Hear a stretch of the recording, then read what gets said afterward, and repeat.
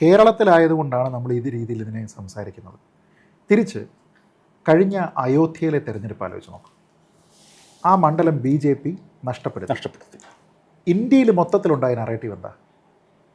അയോധ്യ ക്ഷേത്രം നിൽക്കുന്ന സ്ഥലത്ത് സുരേഷ് ഓർക്കണം, BJP തോറ്റു. നമുക്ക് ആർക്കും അസ്വാഭാവികത തോന്നി. ഞാനടക്കം പറഞ്ഞിട്ടുണ്ട്. എക്സാക്ട്ലി ഞാൻ പറയുന്നത്, അത് പറയുന്ന സമയത്ത് നമ്മൾ ഇത് ആലോചിക്കണമായിരുന്നു. ഇതേ ചോദ്യങ്ങൾ നമ്മൾ സ്വയം ചോദിക്കണമായിരുന്നു. എടാ, എന്തിനാണ് ഞാനങ്ങനെ പറയുന്നത്? ആ ഒരു അമ്പലം മാത്രമാണോ ആ മണ്ഡലം? അവിടെ മുസ്ലിങ്ങൾ ഇഷ്ടംപോലുള്ള സ്ഥലമാണ് ഫൈസാബാദ്. അപ്പോൾ അങ്ങനെയാണെങ്കിൽ നമ്മൾ എന്തുകൊണ്ടാണ് ആ ചോദ്യം ചോദിച്ചത്? ഇവിടുത്തെ ഇന്ത്യയിലുള്ള എല്ലാ മാധ്യമപ്രവർത്തകരും എന്തിനാണ് ആ ചോദ്യം ചോദിച്ചത്? ആ ചോദ്യം ചോദിക്കാൻ പാടില്ലായിരുന്നു.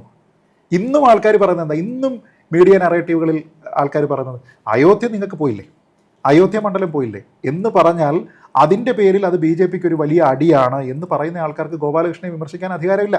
1. 2, BJPയോട് ഇതേപോലെ നമ്മുടെ നാട്ടിലെ മാധ്യമപ്രവർത്തകർ ചോദിക്കുന്ന വേറൊരു ചോദ്യമുണ്ട്. ഒരു മുസ്ലിം MP നിങ്ങൾക്കുണ്ടോ? അല്ലേ? മുസ്ലിം മന്ത്രി പോയിട്ട് ഒരു മുസ്ലിം MP നിങ്ങൾക്കുണ്ടോ എന്ന്. മുസ്ലിം MP എന്ന് പറയുന്ന കോൺസെപ്റ്റ് എവിടെ നിന്ന് വന്നാൽ? മുസ്ലിം MP ഉണ്ടെങ്കിൽ ഹിന്ദു MLA ആവാം, അല്ലേ? ഹിന്ദു MLA എന്ന് പറയുന്നത് തെറ്റാണ് എങ്കിൽ മുസ്ലിം MP എന്ന ചോദ്യവും ചോദിക്കരുത്, ശരിയല്ലേ? ഒരു ഭാഗത്ത് നമ്മൾ ഇതിനെയൊക്കെ തന്നെ നോർമലൈസ്ഡ് ആക്കി വെക്കുകയും മറുഭാഗത്ത് അയ്യോ എന്തോ ഓഡിറ്റിയാണ് എന്ന രീതിയിലത്തേക്ക് പറയുകയും ചെയ്യുന്നത് നമ്മുടെ ഇരട്ടത്താപ്പാണ്. അതാണ് ഞാൻ പറഞ്ഞത്.